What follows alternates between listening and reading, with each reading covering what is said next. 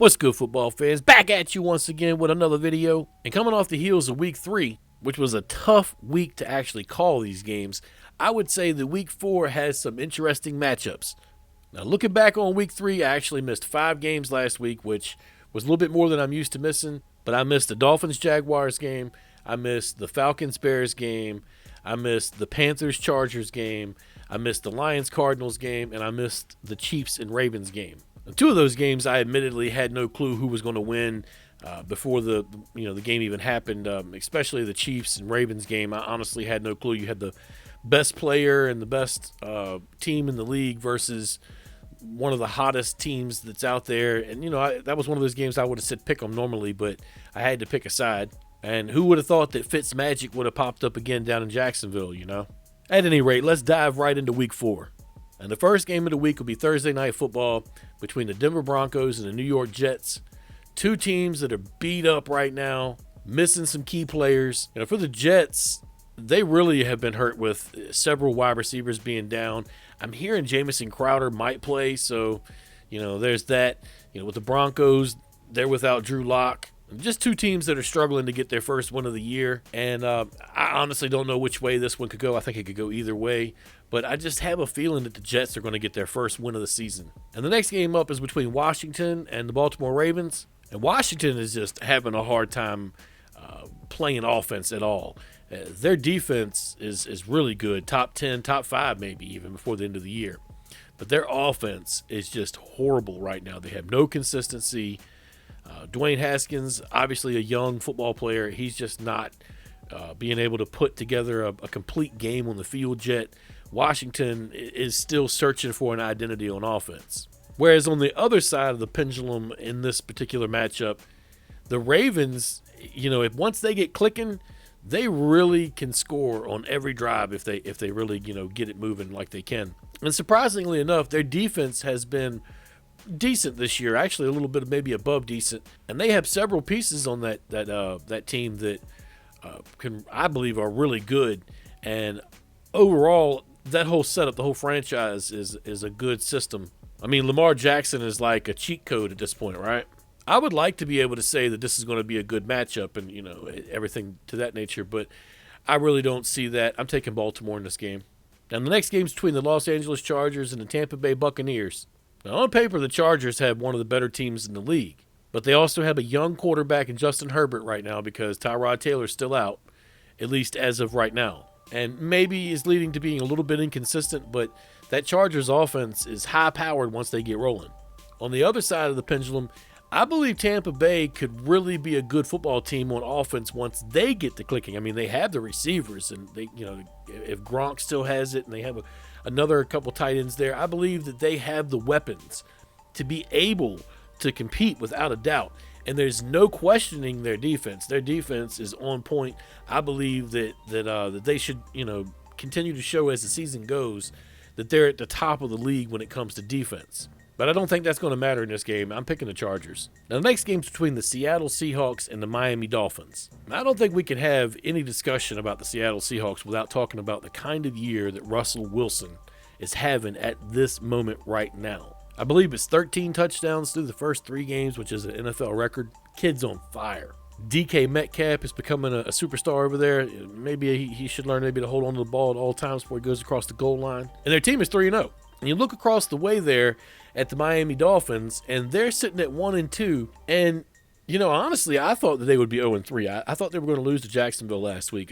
Seattle's dealing with a lot of injuries on their back end and their secondary, so I expect Miami to be able to actually make a game out of this. The real question is going to be, what can they do against Seattle's offense? Can they stop them and, keep Russell Wilson out of the end zone? That's the real question, and I think that's a no. Okay, I think I'm taking Seattle in this game. Now, the next game is between the Minnesota Vikings and the Houston Texans. 2 teams that a lot of people didn't think would be 0-3. Now, from what I'm hearing, this game could get postponed because of the possible COVID situation with these 2 teams. I guess we'll hear more of that as the week, goes by.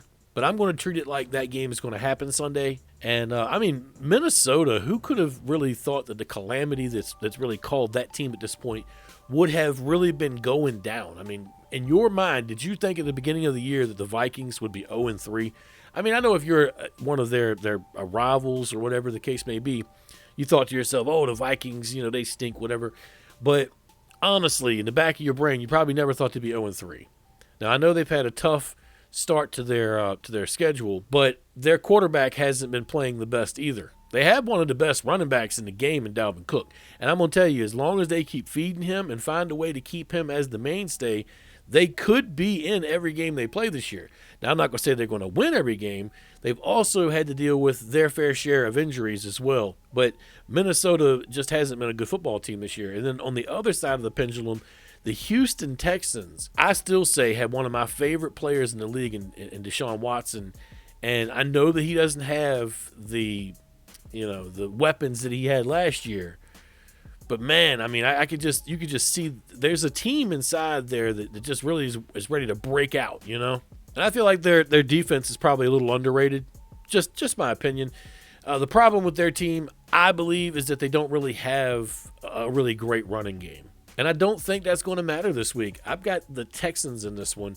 And, I had to think long and hard because I thought to myself, okay, the Vikings are going to break out eventually and start winning some football games. I thought it would happen last week. But in the end, I just came to the conclusion that I think this is the Texans' week to get their first win. Now, the next game is between the New Orleans Saints and the Detroit Lions.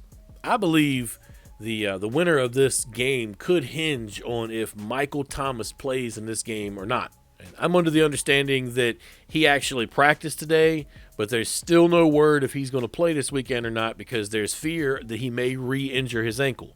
That being said, they still have Alvin Kamara, so they're going to make a push at winning any game they're in. I mean, with Drew Brees, one thing I have noticed is these long passes are no longer a thing in New Orleans. With Brees now, it's a lot of short stuff, which actually that's always been the bread and butter with him to begin with. And then a lot of times the players run with the ball. But, it's just one of the things that's not really talked about that often. And you got a lot of people out there now questioning if Drew Brees is starting to get washed up. I don't think he is. And the guy's, obviously aging. Then on the other side of the pendulum, you see the Detroit Lions. And Matt Stafford is really sitting there on the brink of trying to show everybody what his true value is as a quarterback in the NFL. The problem to this point with that team has been them getting everything together at once, and they've been dealing with some injuries, but I felt like they're an underrated team. And during the offseason, when I took a look at them, I really felt like this could be a year that Stafford separated himself from some of the other quarterbacks in his division. And he's not really done that so far. So I'm going to keep my eye on that. And, this is, if I knew for 100% fact that Michael Thomas was going to play in this game, there would be no doubt in my mind, and I would take the Saints. I can't ever remember a time of the Saints winning a game without Michael Thomas in the lineup. So I really feel like their chances in this game hinge on that. But I'm picking the Lions in this one. Something just tells me that Detroit is going to play a really good game here. Now, the next game is going to be between the Cleveland Browns and the Dallas Cowboys. Now, through 3 weeks of this season, the Cowboys are, riding high on offense. Their defense has had a lot of injuries on it, so their defense has taken somewhat of a step backwards and a hit this year. But as we've seen so far, you can't count this team out because they can make comebacks because the offense is, high-powered. It does have weapons. They go deep in the wide receiver category. On the other side of things, the Cleveland Browns are one of the league's most underrated rushing teams, period. Their 1-2 punch of Nick Chubb and Kareem Hunt, I mean, people are not talking about this enough. Both of those two guys together is a tandem. The question, of course, with them is how good is Baker Mayfield really? How good is he?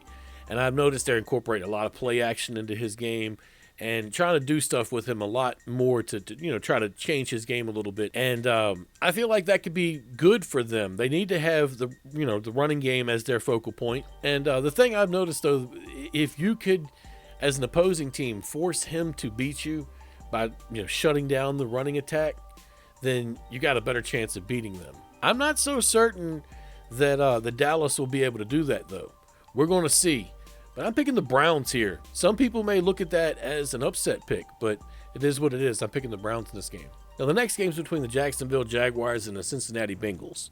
Now, this offseason, when I was looking at teams, these two teams were the two that I thought would finish near or at the bottom of the league in the standings at the end of the season. I wasn't so certain the way Jacksonville was dumping players if they would even win any games this year, especially on defense.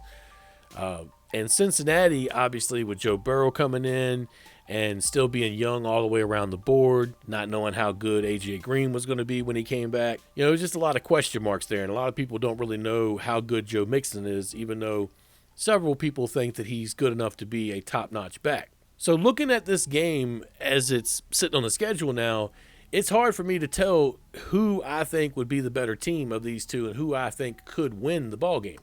This is, in my opinion, the best time to say pick them. Like whoever you think can win this one. This could go either way. It could tie, whatever the case may be. But I think the Bengals are a team that are really trying to break out right now, and they might do it against this Jacksonville squad. Jacksonville has been surprising this year, though, so I don't have a lot of faith in that pick, but I'm taking the Bengals.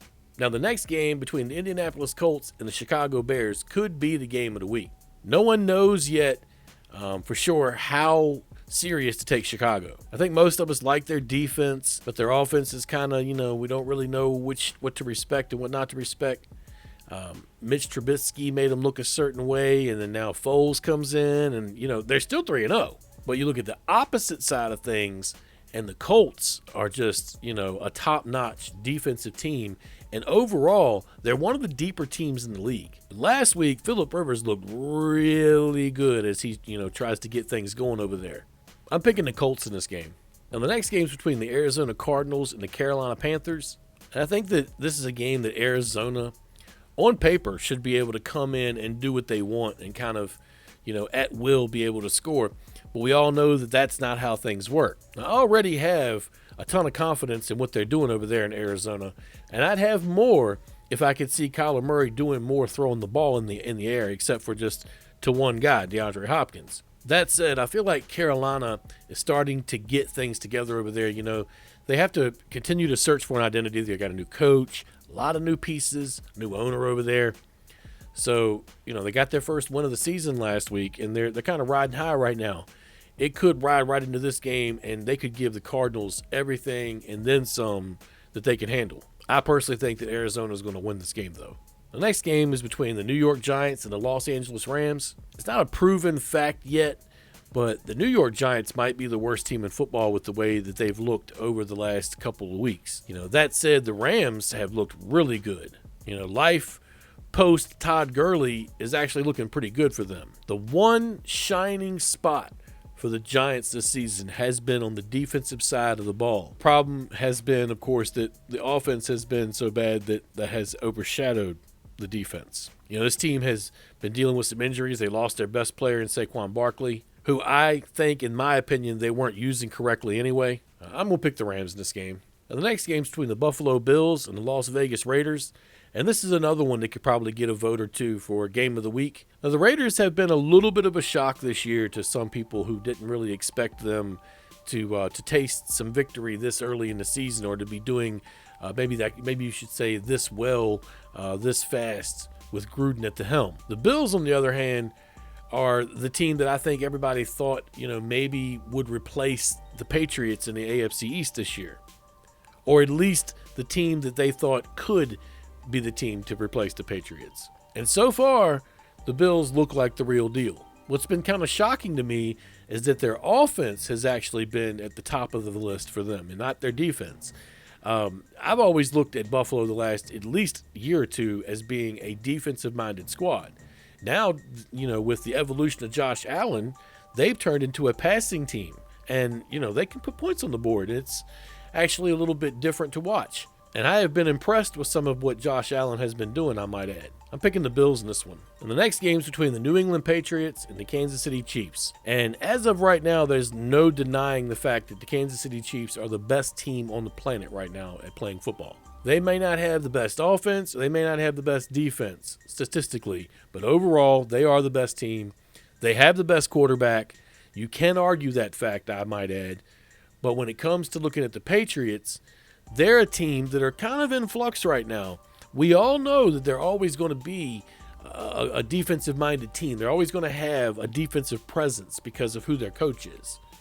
Now, this year, they've been really good running the ball, and their offense has been surprising. Cam Newton has fit in good. I will say that Cam hasn't really thrown the ball all that much, but, that could change as the times move forward. I know him and Julian Edelman have started to develop some chemistry. We'll see how that works out. But playing Kansas City at home is really a tough battle in today's day and age. I mean, they have, in my opinion, maybe the hottest coach in the game right now, and obviously, like I said before, the hottest player and the hottest team. And playing at home has always been a big thing for Kansas City, even when they weren't that, good. And this is definitely one of the better games of this week. I'm going to take the Chiefs here just because, for me, it's hard to pick against Kansas City right now. A Sunday night football between the Philadelphia Eagles and the San Francisco 49ers. Now, the Niners have really been feeling the injury bug lately with their tight end George Kittle out and Jimmy Garoppolo out and several other pieces on the defensive side of the ball have really led to this team having some struggles. Their defensive line has had to readjust with having Bosa out there any longer. They're a team in flux right now. A lot of people don't realize that the Niners were actually really deep in some of these spots where they're missing players, though they've had some running backs fall down. But in a Kyle Shanahan system, you can never judge the running backs on single worth. It's a system, which means systematically they can shuffle. It's just like Mike Shanahan back in the day. He could take undrafted guys and make stars out of them, at least for a year or two while they're in the system. And if you see Shanahan move from team to team, players move with him. On the other side of the pendulum, the Philadelphia Eagles, come and go, live and die with their defense. And that's probably going to be what they have to do for the rest of the year because their offensive line is it's been a problem since day one. This season, they've had all kinds of problems, with injury and just everything that you could think of. Week one, they really got manhandled by Washington, and Carson Wentz has had his problems. But I honestly didn't think that we'd be sitting here with Philadelphia without a win heading into week 4. That said, I don't think fans of Philly are going to be happy this week either. I'm taking the 49ers. Just real quick, wanted to point out that one of the other 1 o'clock games between the Pittsburgh Steelers and the Tennessee Titans has actually been postponed due to a COVID outbreak with staff members of the Titans. Now, they're not giving anybody any information as to when this will be played. I heard somebody say it could be played the following week. I heard somebody say they could shift it to week 7. We'll see how this works out.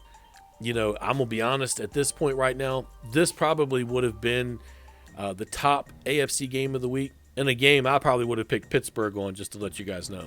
In the last game, a Monday Night Football matchup between the Atlanta Falcons and the Green Bay Packers. And in my opinion, probably two teams on opposite, indices right now. I mean, the Packers are just ascending just as fast as they can. I don't think that they've quite got back to where they were defensively last year, but offensively, they're just, higher and higher as they can go. Aaron Rodgers is unreal. Their running back is taking off. And then you look at the other side of the ball, and the Falcons have been able to put, some points on the board this year. They just haven't been able to win games. And their defense continues, and I'll repeat it, continues to give up tons of yardage. The Todd Gurley era in Atlanta hasn't exactly been a smooth ride. And now they have to go to Green Bay to take on an undefeated Aaron Rodgers. Eesh. That's a bad matchup for any team. I truly do feel bad for Falcons fans, but you guys are going to hate me on this one. I'm picking the Packers. So for the week, I've got the Jets over the Broncos, the Colts over the Bears, the Bengals over the Jaguars, the Browns over the Cowboys, the Steelers over the Titans, if that game happens, the Seahawks over the Dolphins, the Texans over the Vikings, the Cardinals over the Panthers, the Chargers over the Bucks, the Ravens over Washington, the Rams over the Giants, the Bills over the Raiders, the Chiefs over the Patriots, the Niners over the Eagles, and the Packers over the Falcons. Hopefully I can do better this week than I did last week. I'm still a little sore over losing those 5 games. I really am. That's definitely not on my average. My average is generally between, 2 or 3. I generally don't miss that, many more than that. But here we are, What are you going to do? Do me a favor. Let me know your picks down in the comment box. Until next time, y'all take it easy. Peace.